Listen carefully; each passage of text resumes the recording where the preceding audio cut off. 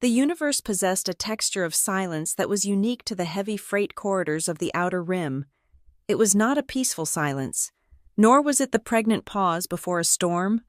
It was the silence of abandonment, a vast and indifferent quiet that settled into the bones of ships and men alike. Silas Thorne sat in the cockpit of the Grey Goose, listening to the thermal expansion of the hull. The ship was old, a patchwork of salvaged plating and obsolete tech that groaned under the gravitational stresses of the nebula they were currently navigating. To anyone else, the groans might have sounded like a vessel on the verge of structural failure. To Silas, they were simply the complaints of an old friend who, like him, was too stubborn to retire. 50 years of age. Silas rolled the number around in his mind as he stared at the swirling, bruised purples and blacks of the nebula outside the viewport. 50 years. And what did he have to show for it? A ship that smelled permanently of ozone and recycled sweat, a bank account that hovered perpetually near zero, and a coffee machine that seemed to have developed a personal vendetta against him. He turned his command chair toward the galley unit built into the bulkhead. The machine was sputtering, coughing out a dark, viscous liquid that looked less like coffee and more like engine sludge. "I asked for a dark roast," Silas said to the machine, his voice raspy from disuse. "Not liquid depression."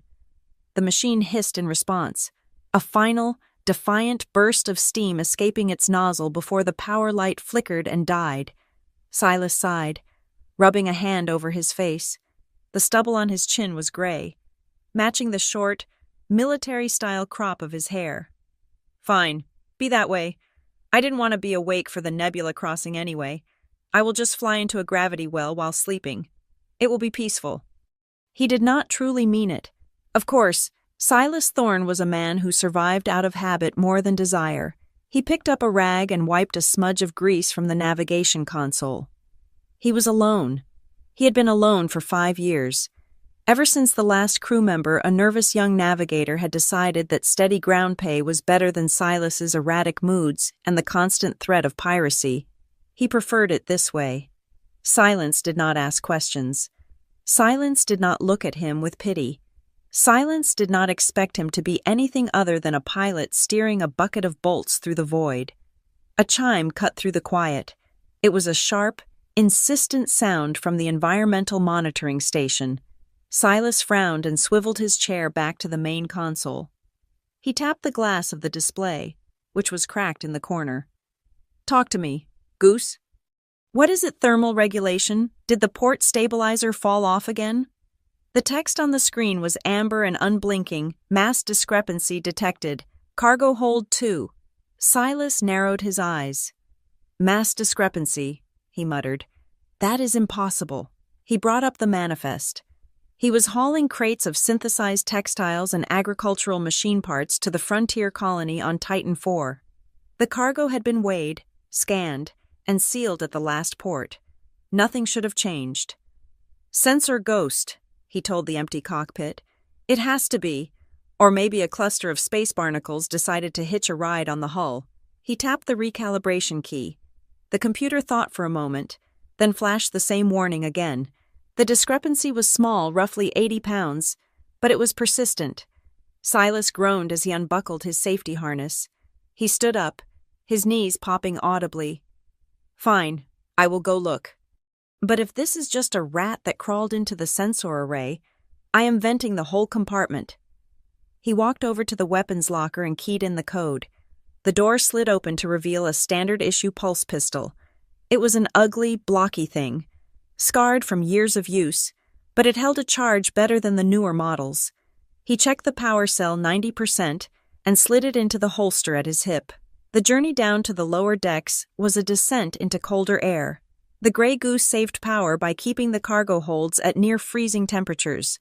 Silas shivered, wishing he had grabbed a jacket, but his favorite flight jacket, a battered leather bomber with a fleece collar, had gone missing weeks ago.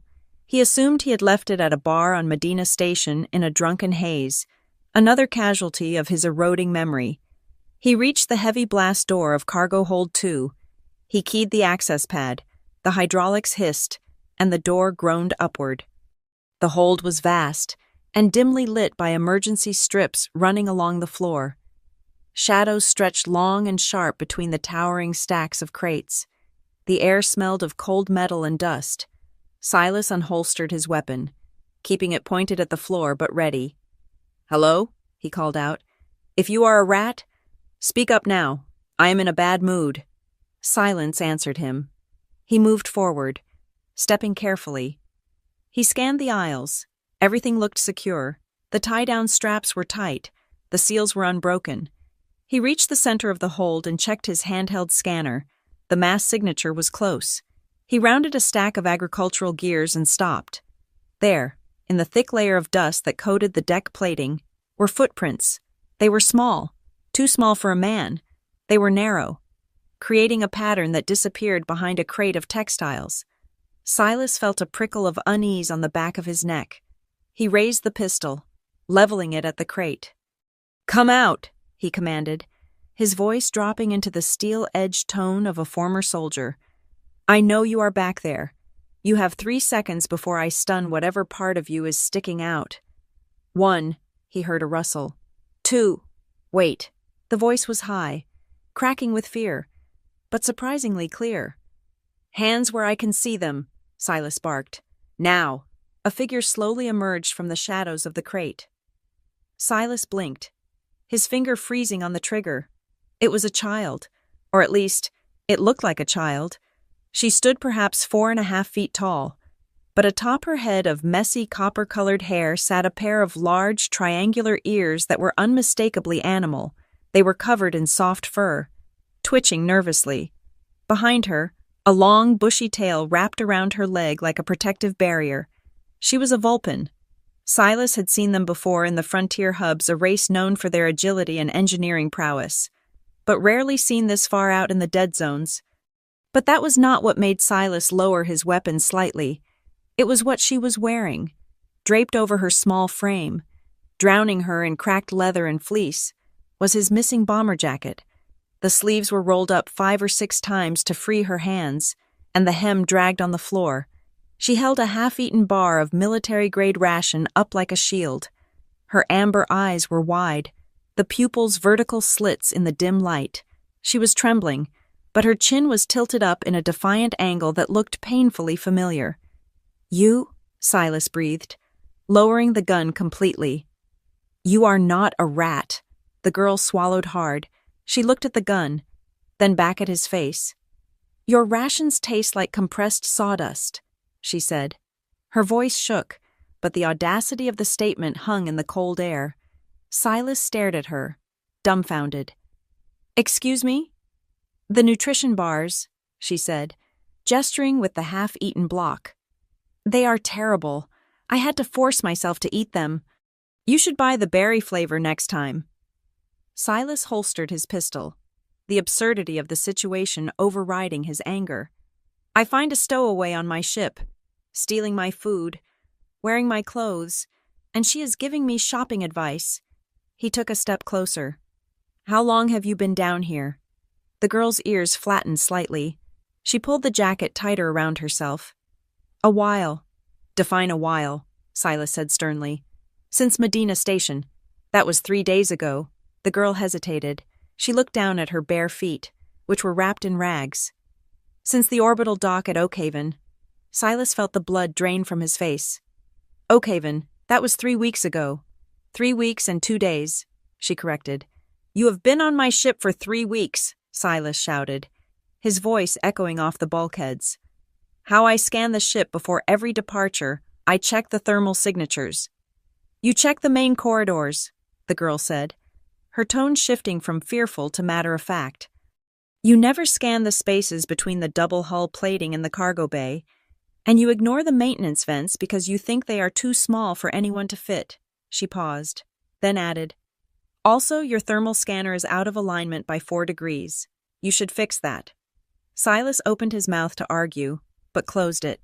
She was right. He had been skipping the deep diagnostics for months. It was just too much effort. "And," the girl continued, gaining a little more confidence as she saw he wasn't going to shoot her, "you really need to learn how to turn more gently. When you banked at coordinate X9 to avoid that asteroid cluster, you took the turn way too sharp. You knocked over my tower of empty cans. I had just sorted them by size. Silas stared at her. Coordinate X9. That was a blind maneuver. I barely scraped by. You overcompensated on the yaw thrusters, she critiqued, mimicking the motion with her hand. You wasted 12% of your fuel for that burn. If you had feathered the port stabilizer, you would have saved fuel in my can tower. Silas rubbed his temples. A headache was forming right behind his eyes. Who are you? Rhea, she said. Just Rhea. Just Rhea. Okay, Rhea, here is what is going to happen. We are dropping out of warp at the next beacon. I am putting you on a shuttle, and you are someone else's problem. Rhea took a step back, her tail puffing up in alarm. No, you can't. Please. I am not running a nursery, Silas grumbled. And I am certainly not running a sanctuary for sassy foxes who critique my flying. I paid my way, she insisted. You ate my food and stole my jacket. I fixed your oxygen recyclers, she shouted back. Silas stopped dead. What? The CO2 scrubbers on Deck 3? They were clogged. Efficiency was down to 60%. I cleaned the filters and rerouted the intake flow. They are running at 95% now. Silas looked at her, truly looking at her this time. He had noticed the air tasted fresher on the lower decks recently. He had assumed the sensors were just glitching again. You fixed the scrubbers, he asked quietly. That requires a Class 4 toolkit and bypass codes. I made tools out of scrap, Rhea said, lifting her chin. And your bypass code is your birthday, 0512. You write it on a sticky note on the console. That is terrible security. By the way. Silas felt a strange sensation in his chest. It was a mixture of embarrassment and begrudging respect. He looked at the grease smudges on her cheek, the intelligent glimmer in those alien eyes. She was 12 years old. Maybe, alone, surviving in the belly of his ship like a ghost. Before he could respond, the ship lurched violently. The red alert klaxon began to blare, drowning out the hum of the ventilation. Bridge to cargo, the ship's automated voice announced. Proximity alert, vessel intercept course detected, hailing frequency open, Silas cursed. He turned and ran toward the door. Stay here, he ordered Rhea. No, she scrambled after him, the jacket trailing like a cape. Is it them? Is it the white ship? Silas ignored her, sprinting up the access ladder. He threw himself into the cockpit seat and brought up the tactical display. A sleek, predatory vessel was hanging off his port bow. It was white, pristine, and bristling with weaponry. It looked like a scalpel made of metal. The insignia on the side was a stylized double helix inside a shield. The bureau? The comms crackled to life. The face that appeared on the screen was sharp, angular, and terrifyingly calm. The man wore a pristine gray uniform with a high collar. His eyes were pale blue and completely devoid of warmth. Unidentified freighter, the man said. His voice was smooth, like polished glass. This is Inspector Kale of the Bureau of Biosafety. You are navigating through a restricted quarantine zone. Silas forced his breathing to slow. He flipped the transmission switch. Restricted since when? My charts say this is open space. Inspector, I am just hauling farm equipment.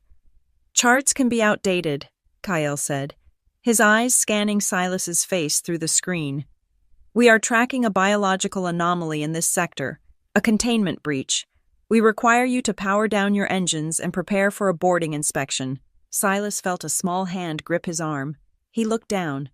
Rhea was crouched beside his chair, out of sight of the camera. Her face was pale, her ears pressed flat against her skull so tight they almost disappeared into her hair. She was shaking so hard her teeth chattered. They won't catch me, she whispered, her voice barely audible over the hum of the comms. They will destroy me, please. Silas looked back at the screen. Kyle was waiting. The patience of a predator who knows the prey has nowhere to go. Captain, did you copy it? I copied, Silas said, He looked at the sensor readings. The Bureau ship was charging its grappling magnets. He looked at Rhea again. At that moment, the years peeled away. He didn't see a Vulpan stowaway. He saw Juno, laughing in the rain. He saw the daughter he never got to hold. The life that was stolen from him by systems and rules and cold men in uniforms. Rhea's eyes held a terror that no child should ever know. It was the terror of being unmade. Silas Thorne, the man who wanted nothing more than to be left alone, made a choice. He leaned into the microphone, slurring his words intentionally, letting his eyelids droop. "Oh, inspection right now." He hiccuped loudly. "Look, officer, inspector, whatever, I might have had a little, tiny bit of celebratory nebula juice. If you come aboard, you're gonna have to write me up for flying under the influence. Can't we just, pay a fine?" On the screen, Kyle's lip curled in disgust. "You are intoxicated, power down immediately, or we will open fire." Yeah, powering down," Silas mumbled. His hand moved beneath the console, finding the manual override for the fuel mixture. Just finding the button. So many buttons. He looked at Rhea and winked. It was a grim, hard wink. "Kid," he whispered, covering the mic. "Hold on to something. Tight." "Why?" Rhea whispered back. "Because I am about to try that turn you criticized, but faster." Silas slammed his hand onto the throttle, pushing the engines past the red line. At the same time, he punched the button for the secondary afterburners, the ones that usually sputtered and died. But they didn't sputter.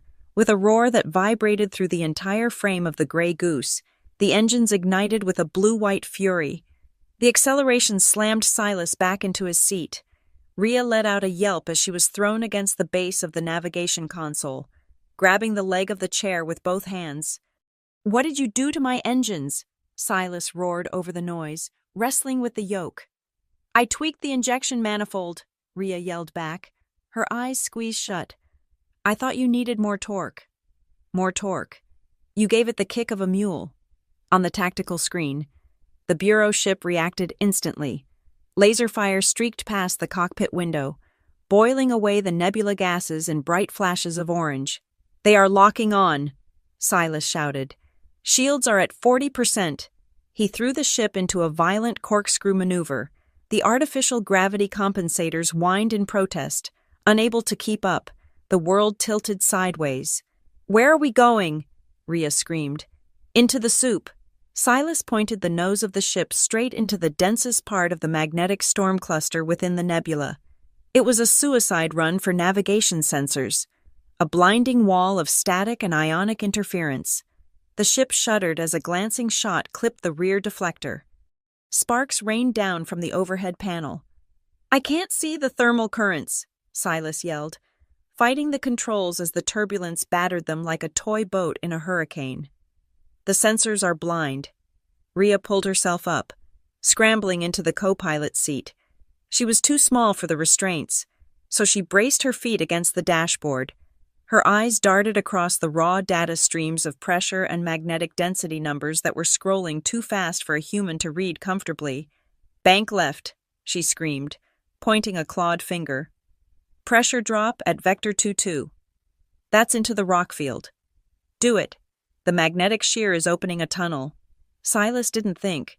He didn't have time to doubt. He yanked the stick hard to the left. The Grey Goose groaned, metal screaming in protest, and dove into a swirling vortex of purple gas. A massive asteroid, invisible on the radar but looming out of the fog like a mountain, missed their starboard wing by less than 20 feet. Silas felt the vibration of its passing in his teeth. "Right, Ard right," Rhea commanded, her ears swiveling independently, tracking sounds the ship couldn't hear. Turbulence spike coming from below. For 10 minutes, they were not pilots and stowaways. They were a single organism. Silas provided the muscle and the experience, the hands that knew how much stress the hull could take before snapping. Rhea provided the senses, the uncanny intuition that read the chaos of the nebula like a roadmap. Explosions blossomed behind them, the Bureau ship firing blindly into the cloud. but the interference was too thick. The tracking lock was broken. Finally, the violent shaking began to subside. The purple fog thinned to a wispy gray. They burst out the other side of the magnetic storm, coasting into the silent, open void of deep space. Silas cut the main engines, letting the ship drift on minimal power to mask their thermal signature. The cockpit was silent, save for the heavy breathing of the two occupants and the rhythmic ping of cooling metal. Silas slumped in his chair. His hands were shaking. He looked at the readout. Fuel was down to 12%. The hull integrity was compromised in 3 sectors, but they were alive. He turned his head slowly to look at the co-pilot seat. Rhea was slumped there, looking smaller than ever in the oversized jacket. Her hair was a mess, standing up in every direction due to the static electricity. She was clutching the armrest so tightly her knuckles were white. Silas let out a long, ragged breath. "Kid," he said, "you adjusted the injection manifold." Rhea opened one eye. "Yes." "And you routed the coolant through the auxiliary drive." "It seemed logical," she murmured. Silas shook his head, a laugh bubbling up from his chest. It was a rusty, unfamiliar sound. "Logical. You nearly blew the manifold gaskets, but—" He looked at the starfield, empty of pursuit. "It gave us the speed we needed." He unbuckled his harness and leaned forward, checking the navigation computer. "Congratulations," he said, his voice dry. "You just assisted in resisting arrest, fleeing a federal agent, and reckless endangerment. I am now a level 3 criminal in the sector database." He looked at her, expecting to see guilt. Instead, Rhea sat up. She smoothed the front of the bomber jacket with a dignity that belonged to royalty, not a refugee. She looked at the chaos of the cockpit, then at Silas's exhausted face. A small, mischievous smile touched the corners of her mouth. "Well," she said, her ears perking up just a fraction, "at least you are not bored anymore." Silas stared at her for a moment. Then, he snorted. He reached out and flicked a switch on the console, dimming the interior lights. "Don't get used to it," Silas grunted. "Now, get out of that chair. If you are going to stay on my ship, you are going to earn your keep. Go check the stabilizer couplings. And Rhea," she paused at the cockpit door, looking back. "Don't touch the coffee machine," Silas said. "That is my territory." Rhea's smile widened, revealing sharp little teeth. "Aye, Captain." She slipped out into the corridor, her tail swishing behind her. Silas watched the empty doorway for a long time. The silence of the ship returned, but it felt different now. It wasn't the silence of a tomb anymore. It was the silence of a held breath, waiting for what would happen next. Silas turned back to the viewport. The nebula burned in the distance, a wall of fire they had just walked through. He knew, with a heavy certainty in his gut, that Inspector Kyle was not the type of man to give up a chase. "Level 3, Silas muttered to himself, engaging the drift thrusters. "Juno would have laughed her head off." He closed his eyes, just for a moment, and let the ship carry them into the dark. The silence that followed their escape was not the empty, indifferent silence of the void that Silas Thorne was accustomed to. It was a heavy, loaded silence, filled with the hum of a hyperdrive pushed past its limits and the unspoken questions that hung in the recycled air of the cockpit. Silas sat in the pilot's seat, his eyes fixed on the swirling blue tunnel of hyperspace outside the viewport. His hands, still gripping the yoke, had finally stopped trembling, but the adrenaline crash was beginning to set in, leaving him feeling hollow and ancient. He was 50 years old, but in the last hour, he felt he had aged another decade. He spun his chair around. Rhea was sitting on top of a storage crate, her legs swinging back and forth. She was still wearing his bomber jacket, which looked even more ridiculous now that the adrenaline had faded. She was grooming her tail with a small, plastic comb she had seemingly conjured from thin air, methodically working through the tangles caused by the static electricity of the nebula. "So," Silas said, his voice grating like metal on stone, "do you want to tell me the truth now, or should I guess?" Rhea stopped combing. She looked up at him, her large amber eyes blinking innocently. The truth about what? About why the Bureau of Biosafety sent an interceptor-class warship to hunt down a 12-year-old girl, Silas said.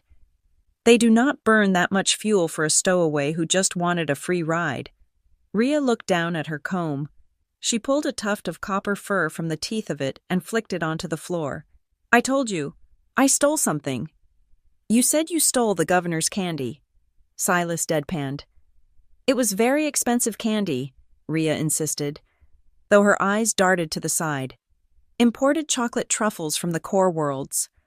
The governor is very possessive about his snacks. He probably called in a favor. Silas stared at her. You expect me to believe that Inspector Kael, a man who looks like he has never smiled in his life, was about to vaporize my ship because of chocolate. People take sugar crashes very seriously, Rhea said. Silas sighed, a long, weary sound that seemed to deflate his entire posture. He stood up and walked over to the galley. He needed coffee. Even the sludge his machine produced would be better than nothing. As he pressed the button, he spoke without looking back. We are heading for the scrapyard sector. System 7-9. There is a planet there called Sepulchre. It is essentially a graveyard for capital ships. Why are we going to a graveyard? Rhea asked, her voice tightening slightly. Because thanks to your improvements to my engine, Silas said, grabbing the mug of hot black liquid. The primary coupling is fused. If we try to drop out of hyperspace in a civilized system, the deceleration will tear the ship apart. We need parts, and we need a place where the Bureau does not look too closely. He turned to face her, taking a sip of the coffee. It was bitter, burnt, and perfect. And because I need to see an old friend, if anyone can fix this mess, it is her. Rhea slid off the crate.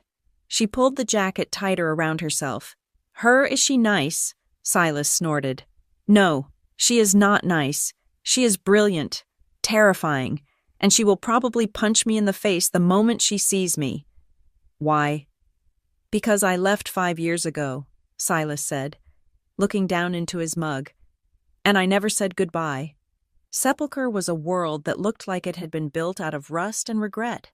From orbit, the planet was a swirl of brown and orange storms. On the surface, it was a sprawling, endless landscape of crashed starships, abandoned factories, and mountains of scrap metal that reached high into the smog-choked atmosphere. The gray goose descended through the clouds, its engines coughing and sputtering. Silas wrestled with the controls, guiding the ship toward a canyon formed by the skeletal remains of 2 massive dreadnoughts that had fallen centuries ago. Easy, girl, Silas muttered to the ship. Just hold it together for 2 more minutes. Rhea stood behind his chair, gripping the headrest. She was looking out at the landscape with a mixture of awe and horror. It looks like a robot died here, she whispered. Thousands of them, Silas corrected, and the men inside them. They touched down with a heavy thud that rattled Silas's teeth. The engines whined down and died with a final, defeated clank. The silence of Sepulchre rushed in the sound of wind howling through hollow metal hulls. Silas unbuckled his harness. Welcome to paradise. Don't touch anything outside without gloves. Tetanus is the state bird here. For the next 6 hours, life aboard the Grey Goose settled into a bizarre domestic rhythm. While the engines cooled down enough to be worked on, Silas decided to take inventory of their supplies. However, Rhea had other ideas. She had decided that if she was going to live on this ship, it needed to meet her standards, and apparently, her standards were significantly higher than Silas's. This is disgusting, Rhea announced, holding up a greasy rag she had found stuffed under the navigation console. How do you fly with this filth? It is a fire hazard. It is a lucky rag, Silas grunted from where he was kneeling on the floor, checking the wiring under the dashboard. Put it back.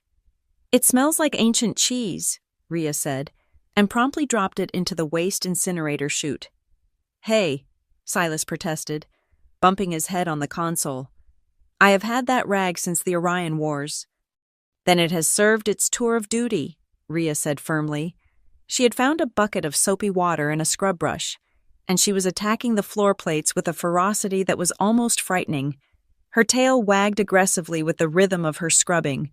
Silas watched her for a moment, rubbing his head. "You are a very bossy stowaway. You know that, right?" "Someone has to be," Rhea said without looking up. "You live like a bear with depression. Look at this." She pointed to a stain on the wall. "Is this tomato sauce or hydraulic fluid?" Silas squinted. 50-50 chance of either. Gross. Despite his grumbling, Silas found himself picking up a wrench and tightening loose bolts that he had ignored for years. He organized the tool locker. He even wiped down the main viewport. There was something infectious about Rhea's energy.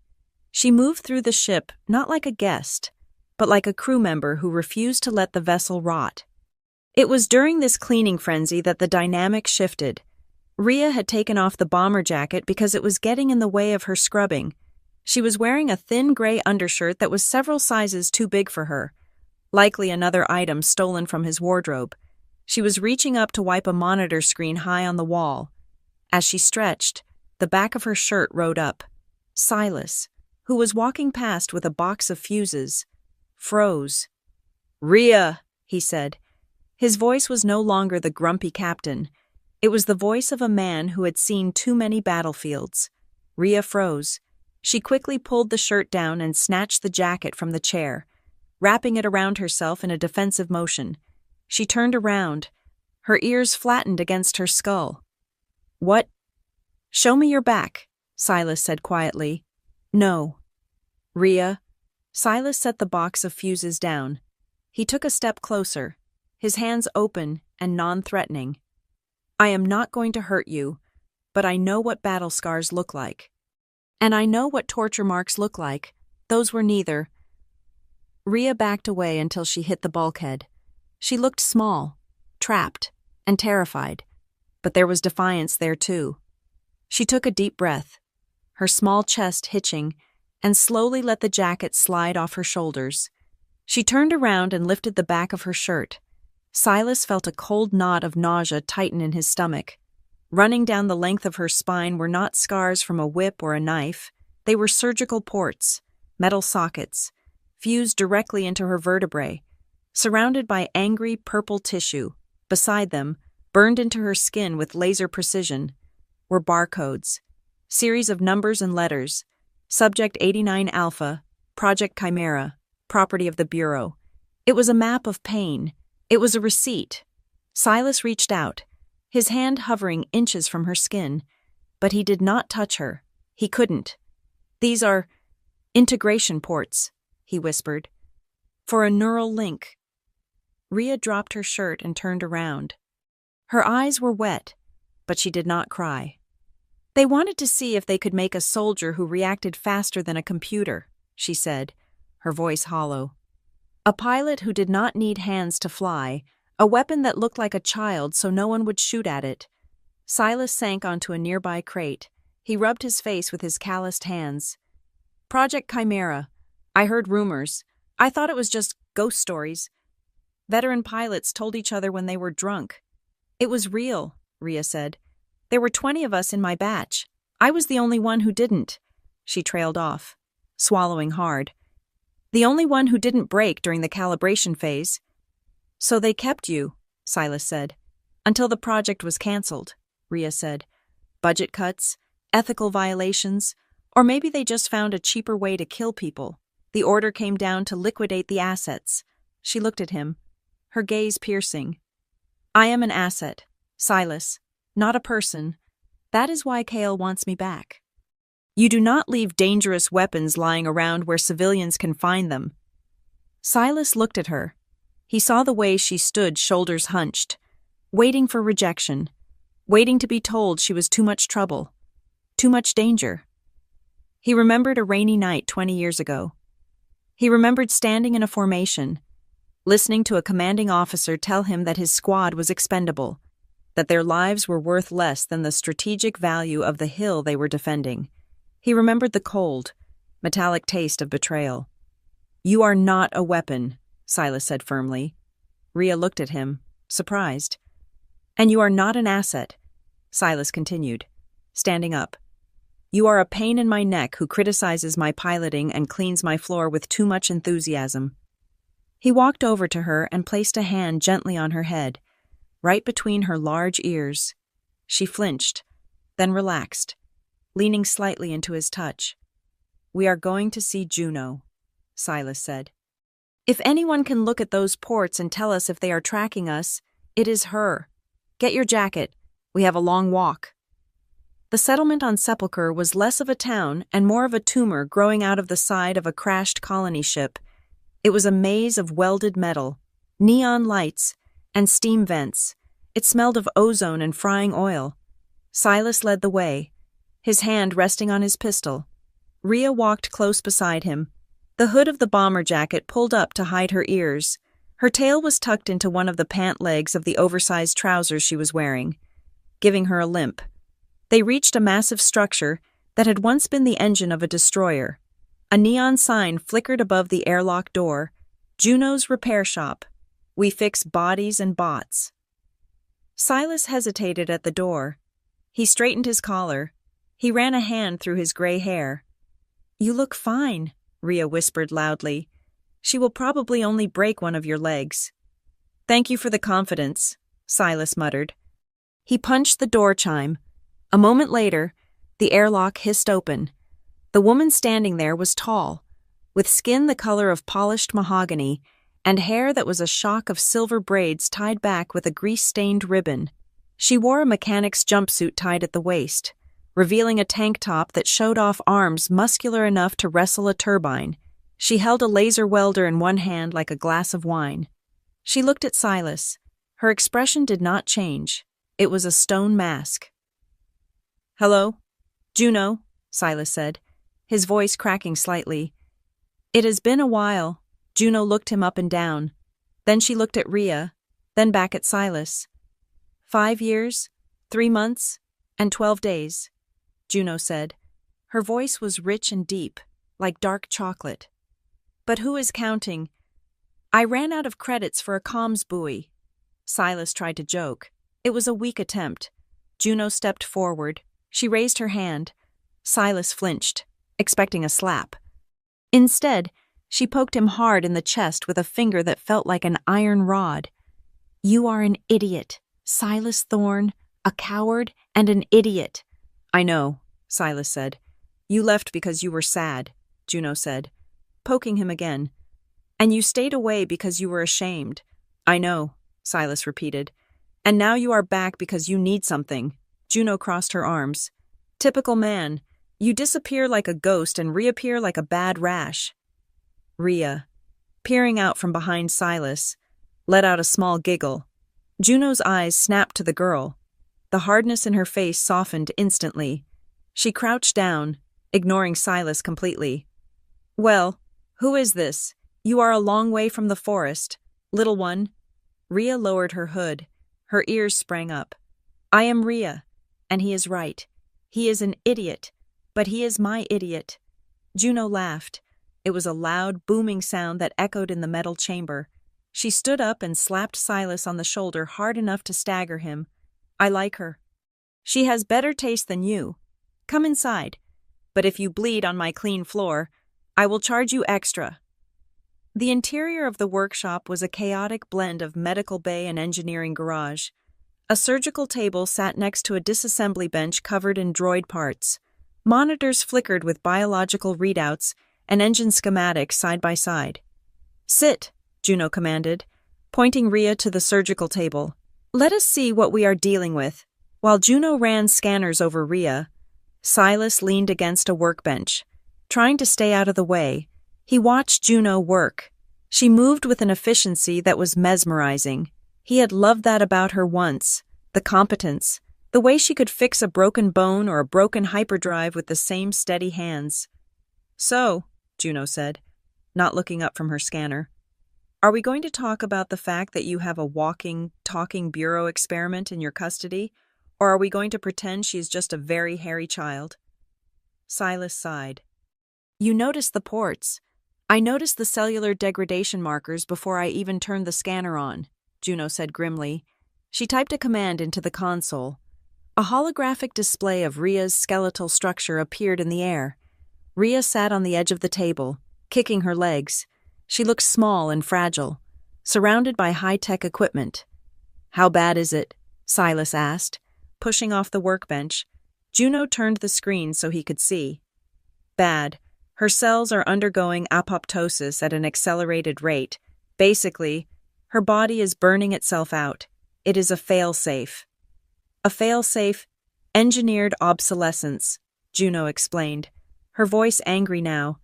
"They designed her to function at peak efficiency for a set period, and then decay, to prevent the technology from falling into enemy hands if she was captured, or just to save on pension costs."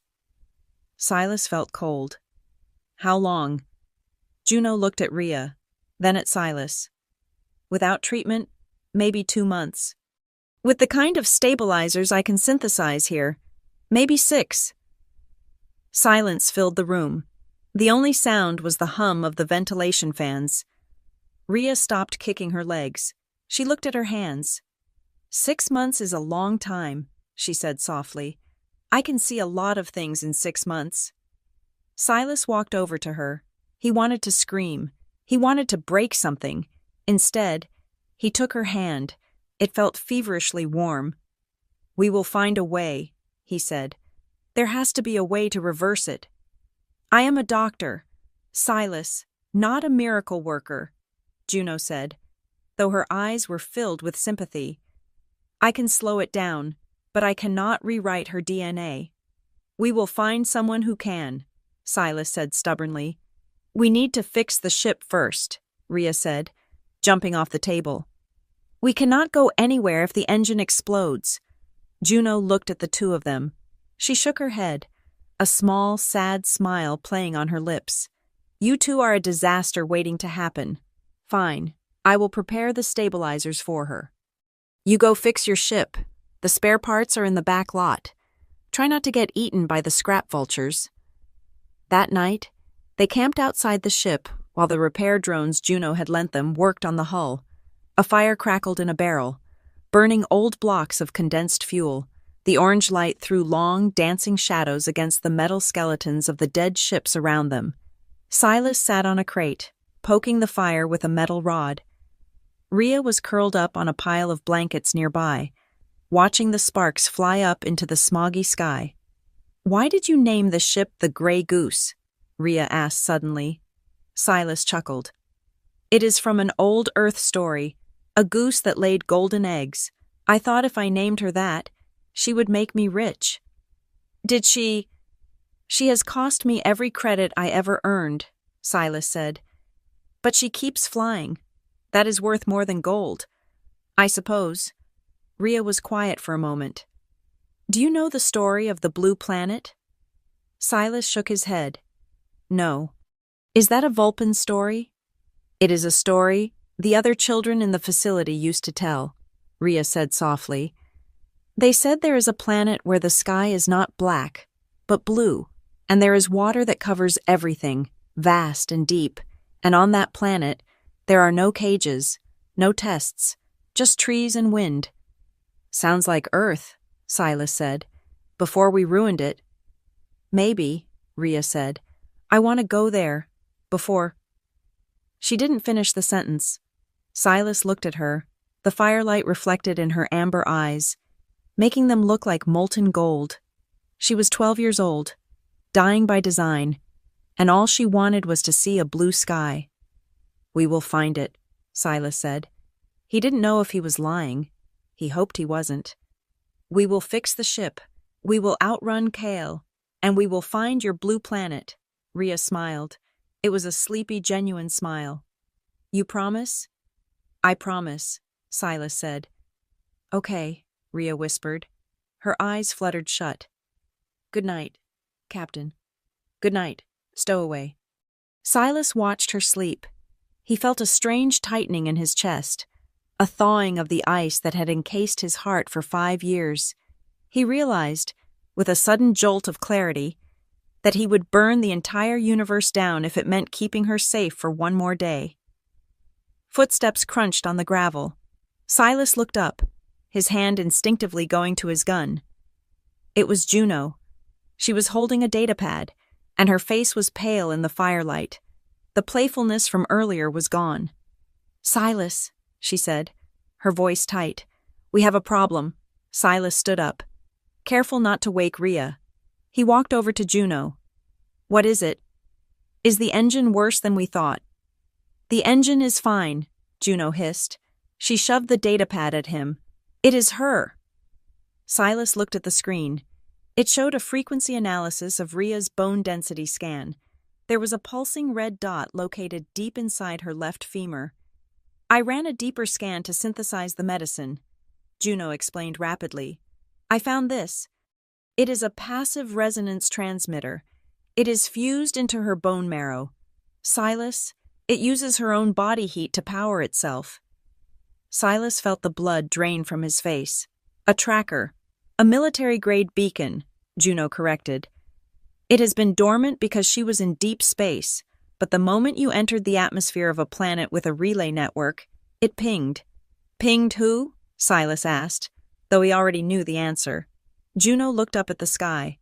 "The Bureau, they know exactly where she is. They are not guessing anymore. Silas, they are coming." As if on cue, a sonic boom tore through the sky above them. The clouds parted, glowing red as a massive shape descended from orbit. It was white, sleek, and terrifying. The interceptor had arrived. Silas turned to look at Rhea, who was stirring from her sleep, rubbing her eyes. "Wake up, kid," Silas said, his voice steady despite the fear hammering in his chest. "Vacation is over." The arrival of the Bureau of Biosafety was not marked by the chaotic screaming of engines or the disorganized shouting of mercenaries. It was marked by a terrifying, clinical precision. The massive white interceptor ship, christened the Purity, hung in the sky above the scrapyard like a second, judgmental moon. From its belly, 4 dropships descended in perfect unison. They did not roar. They hummed with a high-pitched whine that set Silas's teeth on edge, the dust of sepulchre. Usually a chaotic swirl of brown and orange, was blown flat in concentric circles by the downdraft. "Get inside," Silas ordered, his voice low and hard. He kicked dirt over their small campfire, extinguishing the only warmth in the canyon. "Now," Rhea did not argue. She scrambled backward, her oversized boots slipping on the loose gravel, and ducked into the open airlock of Juno's workshop. Juno was already there, pulling a heavy blast shutter across the window, her face grim. "They found us fast," Juno said, grabbing a modified laser rifle from a rack on the wall. "Faster than they should have." "The tracker in her bone," Silas said, drawing his old pulse pistol. It felt woefully inadequate against what was coming down from the sky. "We are going to have to deal with that later. Right now, we just need to survive." A voice boomed across the canyon. It was amplified by external speakers on the dropships, echoing off the hollow skeletons of the dead starships. It was a smooth, cultured voice, devoid of anger, which made it infinitely more frightening. "This is Inspector Kael of the Bureau," the voice announced. "Residents of Sector 7-9, you are harboring a biological error, a Class A containment breach. We are not here to arrest you. We are here to sanitize the area." "Sanitize," Juno spat, checking the power cell on her rifle. "He makes murder sound like doing the laundry." "We demand the immediate surrender of Subject 89, Kael's voice continued. "Surrender the error, and we will leave this scrap heap intact. Resist, and you will be classified as contaminants. To protect the genetic purity of humanity, we will remove you." Rhea was huddled under a workbench, her hands pressed over her large ears. She was shaking. "I am an error," she whispered to herself. "I am just a glitch." Silas knelt beside her. He grabbed her chin and forced her to look at him. "Hey, look at me." Rhea's amber eyes were wide with panic. "You are not an error," Silas said fiercely. "You are the only thing on this planet that isn't broken. Now, I need you to do something for me. Can you do that?" Rhea swallowed hard. "What?" "I am old," Silas said, forcing a grin he did not feel. My eyes are bad and my hearing is worse. But you can hear a pin drop in a nebula. I need you to be my radar. Tell me where they are coming from." Rhea took a deep breath. She closed her eyes. Her ears swiveled, twitching as they filtered out the hum of the ship engines and the wind. "4 squads," she whispered. 16 hearts, metal boots. They are marching in a grid pattern. No talking. They breathe in the same rhythm. "Robots?" Juno asked. "No," Rhea said, her eyes snapping open. "Men, but empty men. Their heart rates are too steady." "The order," Silas realized. "Conditioned soldiers. They had their fear centers surgically removed. They do not panic, and they do not stop." "Well," Juno said, racking the slide of her rifle, "let us see if they bleed like regular men." The first wave hit the blast doors a moment later. It wasn't a battering ram. It was a shaped charge. A dull thump resonated through the workshop, and the heavy steel doors buckled inward, glowing cherry red at the center. "Back!" Silas yelled, pulling Rhea behind a heavy engine block. The door exploded inward. Through the smoke, figures in pristine white armor advanced. They moved with fluid, synchronized efficiency. They raised their weapons, standard-issue suppression rifles, and fired. Silas popped up and fired 2 shots. His aim was true. The blue bolts of energy struck the lead soldier in the chest plate. The soldier stumbled but didn't fall. The armor absorbed the energy. "Armor-piercing rounds only," Juno shouted. She leveled her laser rifle and fired a concentrated beam. It sliced through the helmet of the second soldier. He dropped instantly. "They are flanking," Rhea screamed, pointing to the ventilation shaft high on the wall to their right. 3 of them. I hear the magnetic clamps on their boots." Silas didn't hesitate. He grabbed a canister of pressurized hydraulic fluid from the workbench and hurled it toward the vent. As the grate kicked open and a white helmet appeared, Silas fired at the canister. The explosion was deafening. The hydraulic fluid ignited in a fireball, blasting the soldiers back up the shaft. The smell of burning chemical sealant filled the air. "Nice throw, old man," Juno yelled, pinning down the main entrance with suppressing fire. "I aimed for the wall," Silas shouted back, ducking as sparks showered down on him. "My aim is terrible." "We can't stay here," Juno said, reloading. "They will just keep coming. We need to get to your ship." "My ship is dead in the water until the coupling is fixed," Silas argued. "I fixed it while you were sleeping," Juno yelled. "It is ugly, but it will fly. The problem is the jamming field. Kael has a dampener active. You won't be able to ignite the engines." Silas looked around the workshop. It was being torn apart. Monitors shattered. Sparks flew from severed cables, and the air was thick with smoke. "Where is the jammer?" "The lead dropship," Juno said. "It is parked right outside my hangar bay. If we take out its transmission dish, the field drops." "That is a suicide run," Silas said. "Then it is a good thing I am already terminal from dealing with you," Juno quipped, though her eyes were serious. She looked at Rhea. "Kid, you stay glued to Silas. Do not let go of his jacket." "What about you?" Rhea asked, her voice trembling. "I am going to turn off the lights," Juno said. She reached under the workbench and pulled out a heavy remote detonator. "I rigged the perimeter of the scrapyard with mining explosives years ago, for pirates. Today, the Bureau gets to experience hospitality." Juno slammed her hand down on the button. Outside, the world erupted. A series of massive explosions tore through the canyon walls. Mountains of scrap metal, unstable and precarious, began to slide. An avalanche of rusted hulls, gears, and steel beams crashed down onto the advancing white soldiers. The ground shook so violently that Silas was thrown to his knees. "Move!" Juno screamed. They sprinted out of the back exit of the workshop, into the chaotic alleyways of the scrapyard. The air was choked with dust. Above them, the white dropships were maneuvering to avoid the falling debris. "2 hostiles! Left side!" Rhea shrieked. Silas spun to his left. 2 soldiers had emerged from the dust, weapons raised. Silas didn't have a clear shot. He grabbed a hanging chain that was attached to a suspended crate of ball bearings. He yanked the release pin.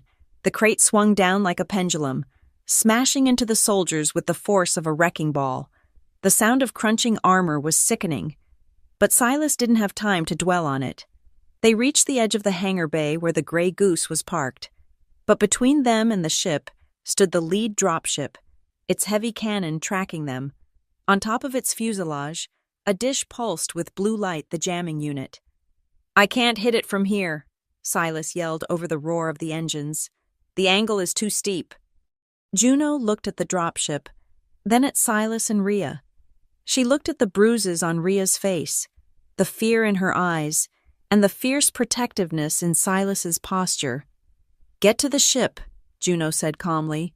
"Juno." "No," Silas started, stepping toward her. "Get to the ship." "Silas." Juno turned on him, her eyes blazing. "You owe me. You left me for 5 years. You owe me this." She didn't wait for an answer. She broke cover, sprinting not toward the Grey Goose, but directly toward the Bureau dropship. "Juno!" Silas screamed. The dropship's turret swiveled toward her. Juno didn't stop.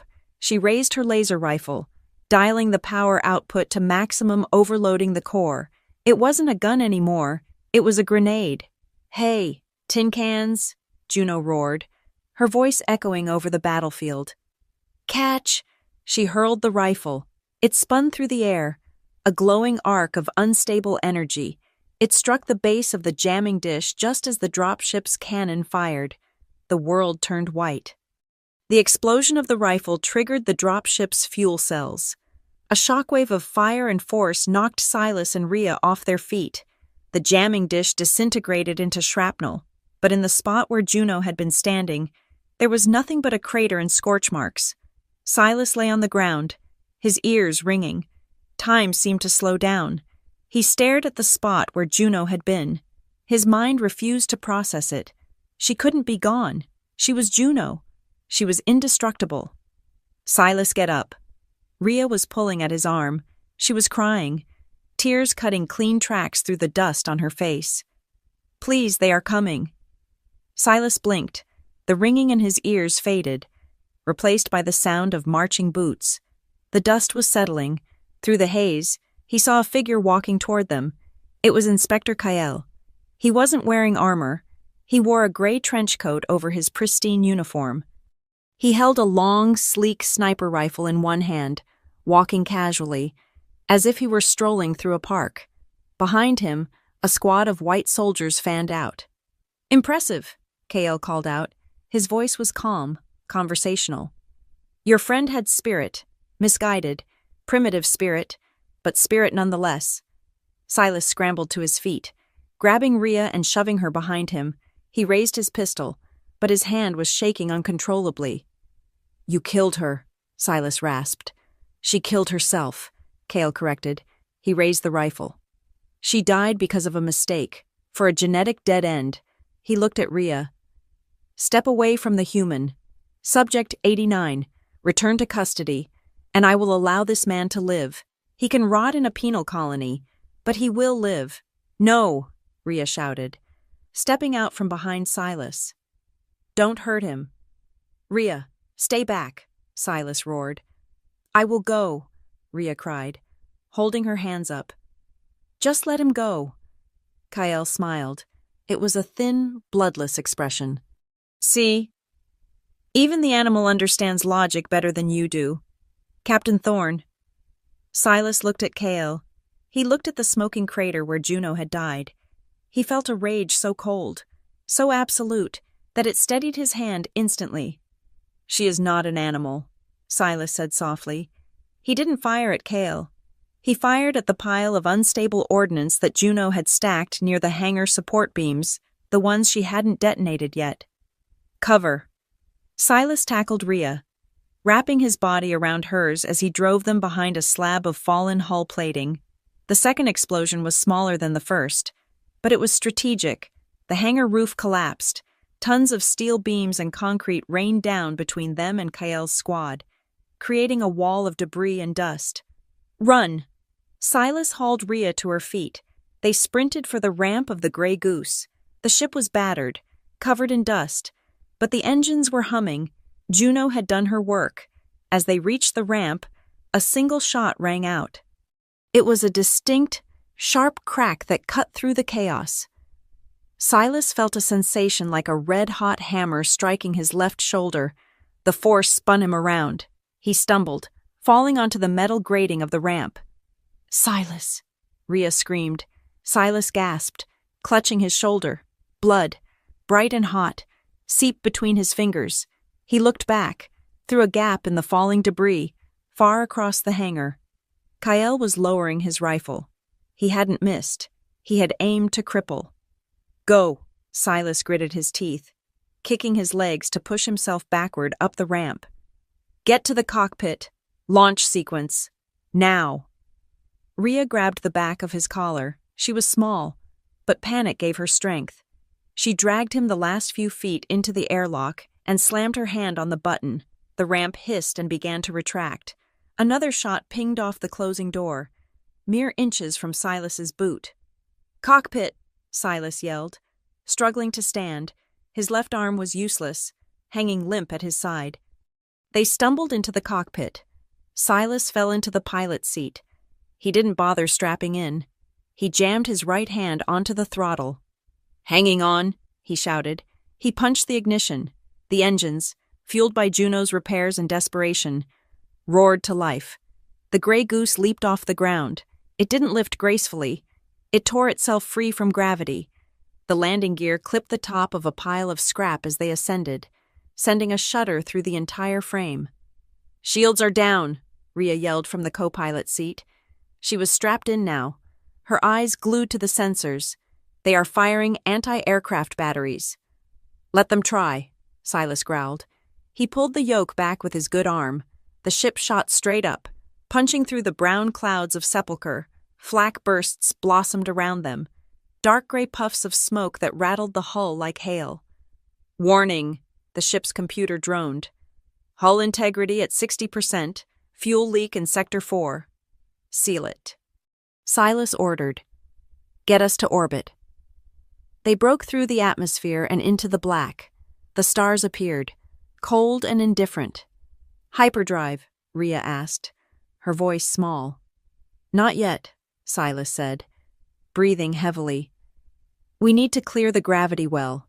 If we jump now, we turn inside out." He checked the rear monitor. The Bureau interceptor, the Purity, was rising from the planet's surface. It was fast, much faster than them. "They are following," Rhea said. Silas looked at the navigation chart. "There." He pointed to a swirling mass of ionized gas and debris nearby a stellar nursery, violent and unpredictable.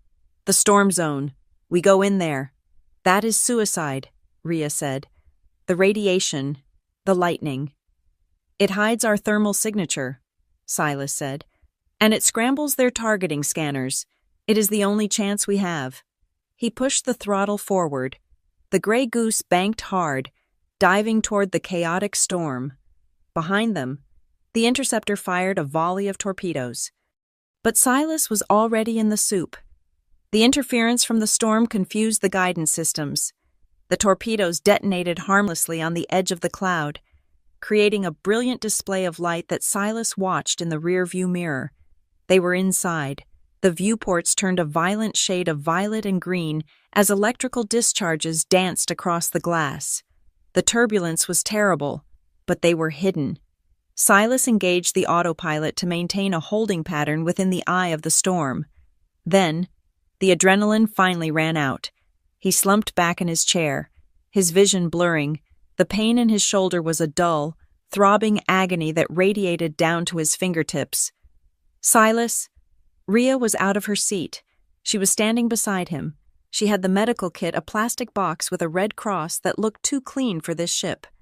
"I am okay," Silas lied. "Just a scratch." "It went through," Rhea said, her voice shaking. She began to cut away the fabric of his flight suit with a pair of shears. Her hands were small and deft, but they were trembling. "The bullet went through the muscle. It missed the bone." "Lucky me," Silas muttered. He hissed as she applied a coagulant foam to the wound. It burned like acid, then turned numb. Rhea worked in silence for a few minutes, bandaging the wound with methodical care. When she was done, she didn't move away. She stood there, her hand resting on his good shoulder, staring at the floor. Silas saw a tear drop onto his boot, then another. "Hey," Silas said softly. "It is my fault," Rhea whispered. She didn't look up. "Juno is dead because of me. You are shot because of me. Everywhere I go, people get hurt. Kael was right. I am an error." "Stop it," Silas said. "I should have surrendered," she sobbed, her shoulders shaking. "If I had surrendered, Juno would be alive. You could have just flown away. I am just a thing they made in a lab. I am not worth this." Silas reached out with his good hand and grabbed her wrist. He pulled her closer until she was looking at him. Her face was a mess of tears and grime, her eyes filled with a self-loathing that no child should ever possess. "Listen to me," Silas said. His voice was rough, but steady. "Juno didn't die from a lab experiment. She died for her friend, and she died because she hated bullies." "But, no buts," Silas interrupted. "You think this is your fault?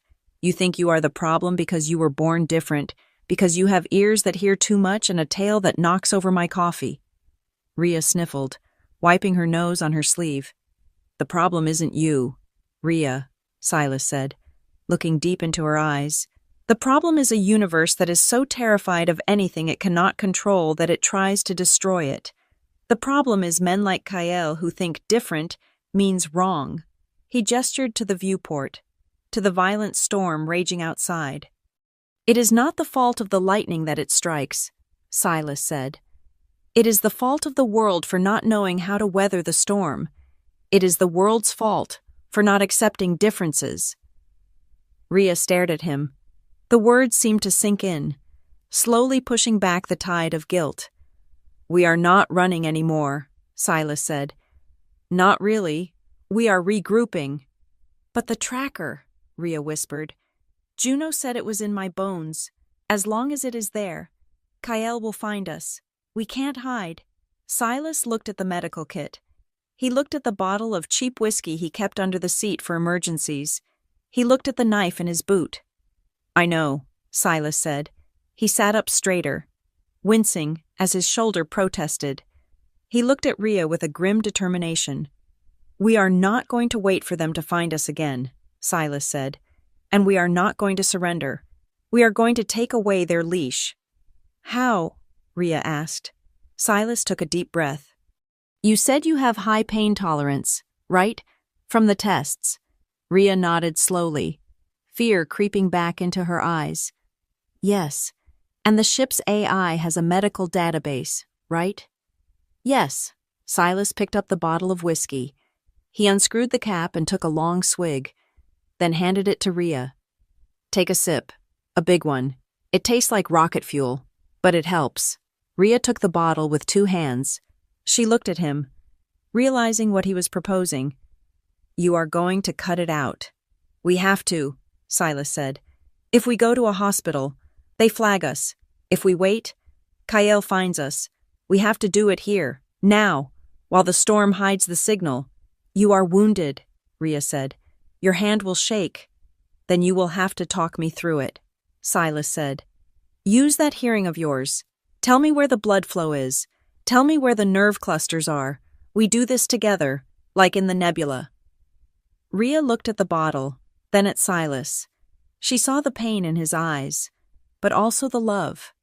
It was a fierce, desperate love that she had only ever dreamed of in the cold containment cell of the Bureau. She took a deep breath and drank from the bottle. She coughed violently, her face scrunching up. "That is disgusting," she wheezed. "Told you," Silas said, forcing a smile. "Do you have a scalpel?" Rhea asked, wiping her mouth. "I have a laser cutter from Juno's toolkit," Silas said. "It will cauterize as it cuts." "That will hurt," Rhea said softly. "I know," Silas said. "I am sorry. I am so sorry." "It is okay," Rhea said.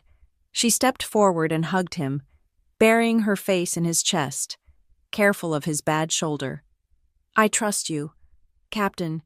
Silas closed his eyes, holding her tight with his good arm.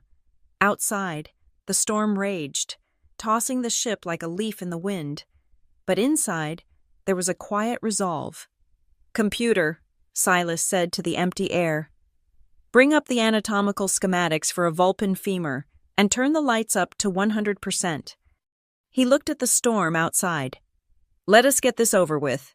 The ship dove deeper into the electrical chaos, vanishing from all sensors, leaving nothing but a ghost in the static.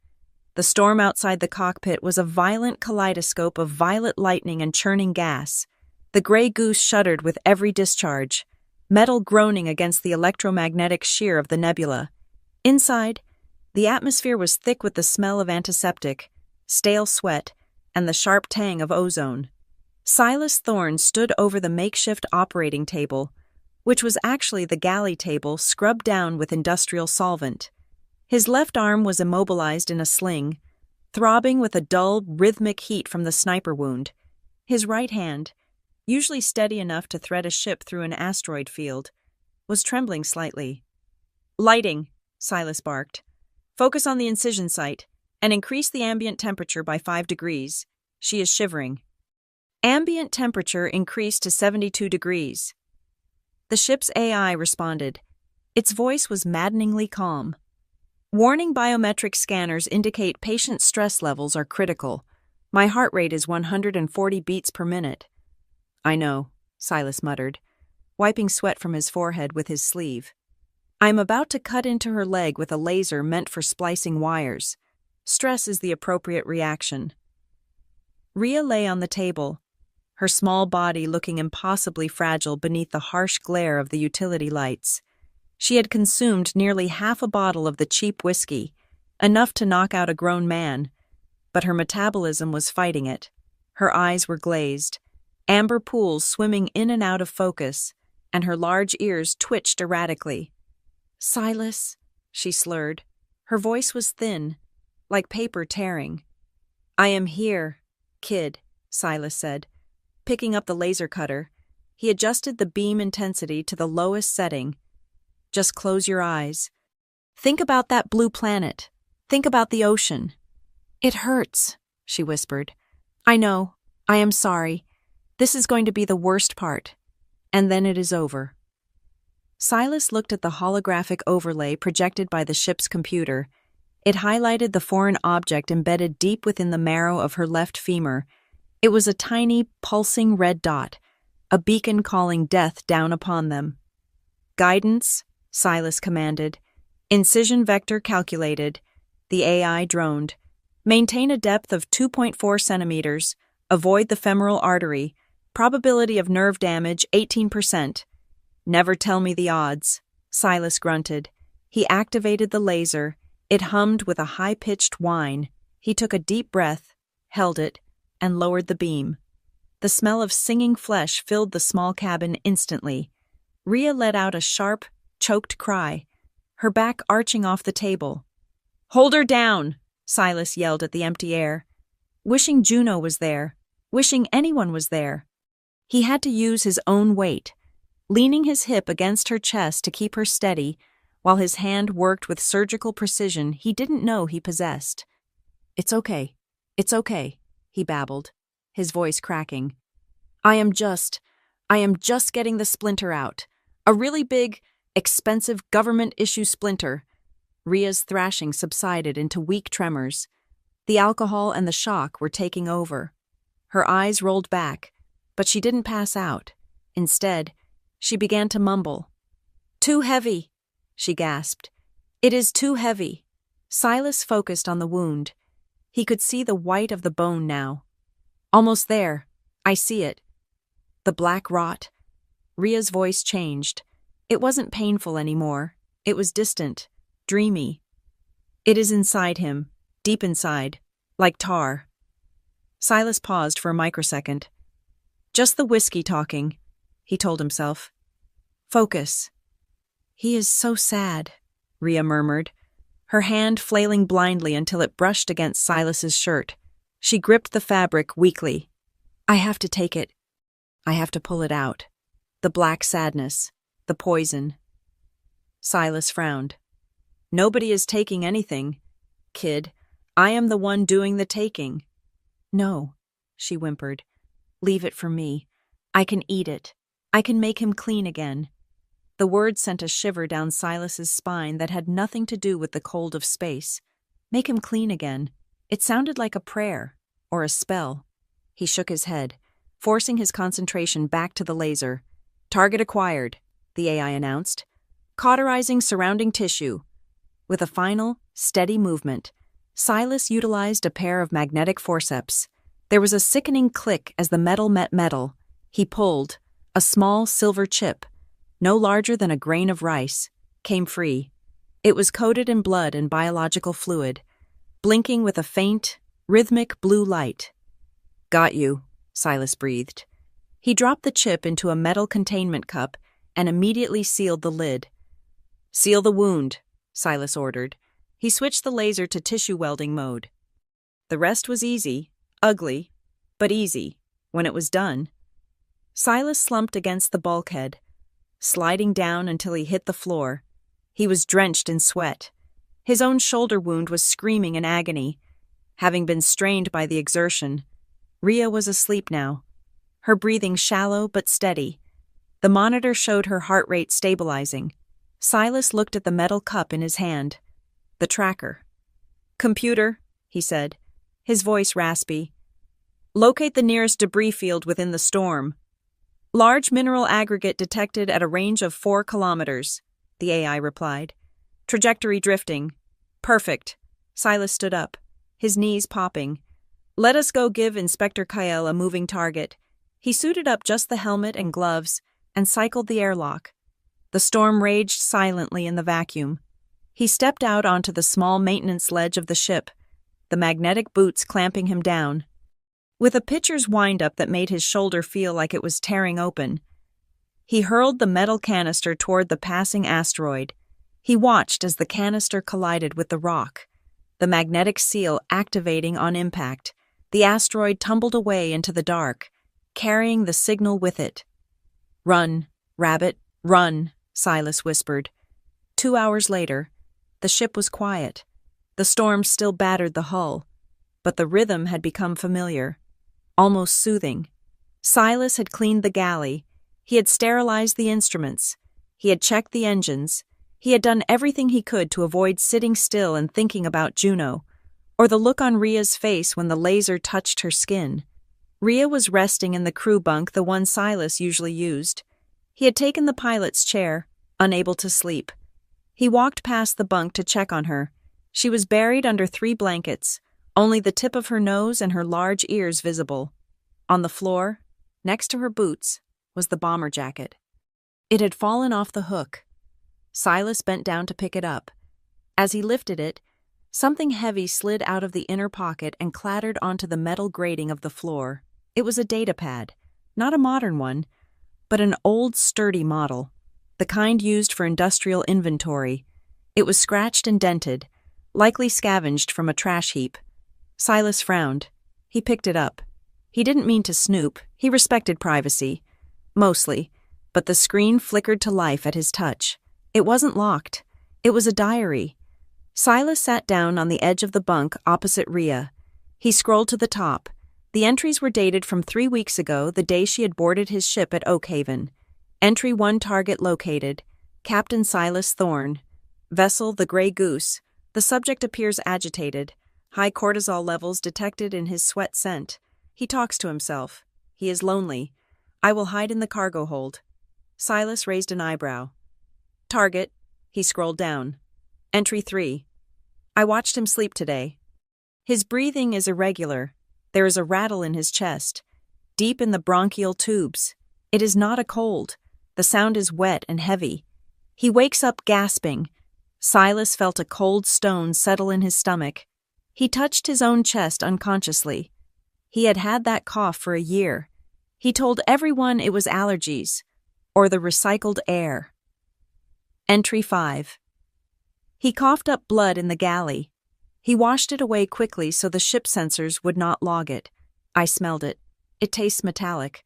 copper and decay, like the old batteries in the disposal unit. Entry 12. I scanned him while he was in the pilot chair. I used the passive sensors in my eyes. His lungs are glowing with radiation signatures. Isotope 24 decay. He spent too much time in the rings of Saturn without shielding. The toxicity is at 85%. The cells are mutating. He is dying. Silas stopped breathing. The datapad shook in his hand. He knew. Deep down, he had known for months. The fatigue, the blood, the way his breath caught when he climbed a ladder. He had been a salvager in the Saturn rings for a decade before he bought the Goose. Cheap shielding, high radiation, it was the salvager's curse. He had never gone to a doctor because he knew what they would say. Terminal. But reading it here, in the clinical, simple sentences of a 12-year-old girl made it real in a way he couldn't ignore. He scrolled to the final entry. Dated yesterday. Entry 21. The toxins are spreading to his blood. He has maybe 4 months. I can feel the sickness radiating off him. It is a loud, black noise. It hurts my ears. I have to be close to him. If I get close enough, I can start the resonance. I can pull it out. It will hurt me. But I am designed to hold it. He gave me a jacket. It is very warm. I want him to live. Silas lowered the datapad. He stared at the sleeping girl. The realization hit him like a physical blow. The stolen food. The way she always sat close to him in the cockpit. The way she had touched his arm when he was hurt. She wasn't stalking him to hide. She wasn't observing him for the bureau. She was stalking him to save him. "You idiot," Silas whispered, his voice choking. "You stupid, brave little idiot." "I am not stupid," a small voice said. Silas jumped. Rhea was awake. She was watching him from under the blankets, her amber eyes clear and lucid. "You read my diary," she said. "That is rude." "Rhea," Silas said, ignoring the accusation. He held up the pad. "What is this? What do you mean you can pull it out?" Rhea sat up slowly, wincing as she moved her leg. She pulled the blanket around her shoulders. "It is what I do. It is what Project Chimera was." "They said you were a soldier," Silas said. "That is what they told the public," Rhea said. Her voice was weary, sounding far older than her years. "But soldiers are cheap. You can buy a soldier for 1,000 credits. What the rich cannot buy is health." She looked at her hands. Bioresonance, that is the technical term. My cells are designed to be sponges, aggressive sponges. I can synchronize my biology with another living thing, and I can draw out the defects, cancer, radiation, genetic decay, viruses. She looked up at Silas. "I take the sickness into myself. My body processes it, breaks it down, but if it is too much, or if I do it too often, it kills you," Silas finished. "It burns me out," she corrected. "That is why they call me a vessel. I am just a bucket for other people's garbage." Silas stood up and paced the small room. He was furious, not at her, but at the sheer monstrosity of it. "So that is why KL wants you back. Not because you are a danger, but because some senator or CEO has a tumor they don't want to deal with." "Probably," Rhea said. "Or maybe KL himself is sick. He looks very pale." Silas stopped pacing. He knelt beside the bunk, bringing his face level with hers. "And me, why me? Why did you pick a washed-up old freighter pilot to save—" Rhea looked at him. She reached out and touched the stubble on his cheek. Her fingers were cool.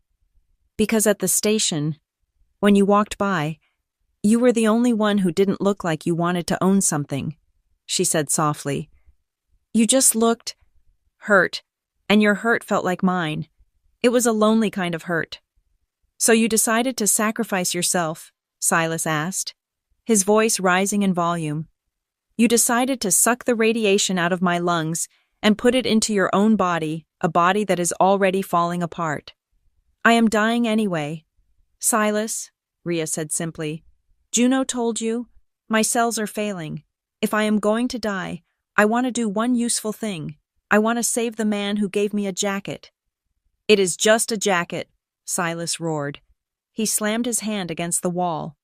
It is dead cow skin and synthetic wool. It is not worth your life. Rhea flinched, but she didn't back down. No one gave me anything before, she shouted back, her voice cracking. I was a number. I was a distinct biological asset 89. You gave me a name. You gave me food. You came back for me in the nebula. She took a ragged breath.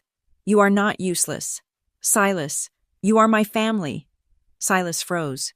The word hung in the air, heavier than the gravity of a black hole. Family.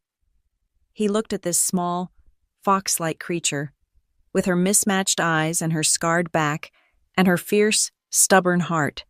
He felt the walls he had built around himself for 20 years, the walls of cynicism and solitude, crumble into dust. He sat on the floor and put his head in his hands.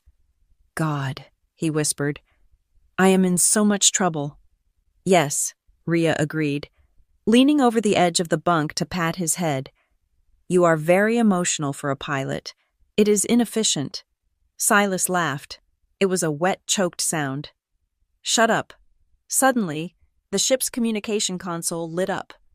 A red light bathed the cabin. Proximity alert, the AI announced. Vessel detected, range 200 kilometers, shields locking on. Silas's head snapped up. The decoy. Target destroyed, the AI said. The interceptor has reacquired our signature. They are hailing us. They found us, Rhea whispered. The storm wasn't enough. Silas stood up. His face hardened. The grief and the shock evaporated, replaced by cold steel. He walked to the cockpit and sat in the pilot's chair. Put it on screen, he ordered. The face of Inspector Kyle filled the monitor. He looked unruffled. Despite the chase, he was sitting in the command chair of the Purity, his hands folded in his lap. Captain Thorne, Kale said smoothly, that was a clever trick with the asteroid. Crude, but clever. However, you cannot hide from thermal dynamics forever. What do you want? Kale, Silas growled. I have nothing left to throw at you, except maybe my coffee machine. Kyle smiled.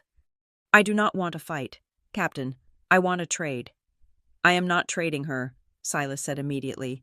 Listen before you speak, Kyle said. He leaned forward. We have analyzed your medical scans. Captain, from the moment you entered the system, we know about radiation poisoning, stage 4, incurable by civilian standards. Silas stayed silent. The Bureau has access to technology that is exclusive. Kyle continued. Cellular regeneration, nanotech lung reconstruction. We can scrub the radiation from your DNA. We can give you another 30 years of life, healthy life. Rhea, standing in the doorway of the cockpit, made a small sound. All you have to do, Kyle said, his voice dropping to a seductive whisper, is open the airlock. Send Subject 89 over on a shuttle. She returns to her purpose. You get your life back.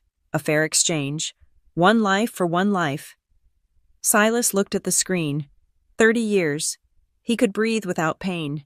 He could sleep without coughing up blood. He could maybe even retire. Find a quiet planet. Live the life Sarah had wanted for them. He looked at Rhea. She was leaning against the doorframe, looking at him. She didn't say anything. She didn't beg. She just waited. She had resigned herself to being a currency. Silas looked back at the screen. He leaned into the microphone. 30 years. Huh? Silas asked. 30 healthy years, Kale confirmed. Think of what you could do. Silas nodded slowly. Yeah, I could do a lot. He reached out and flipped the cover off the master ignition switch.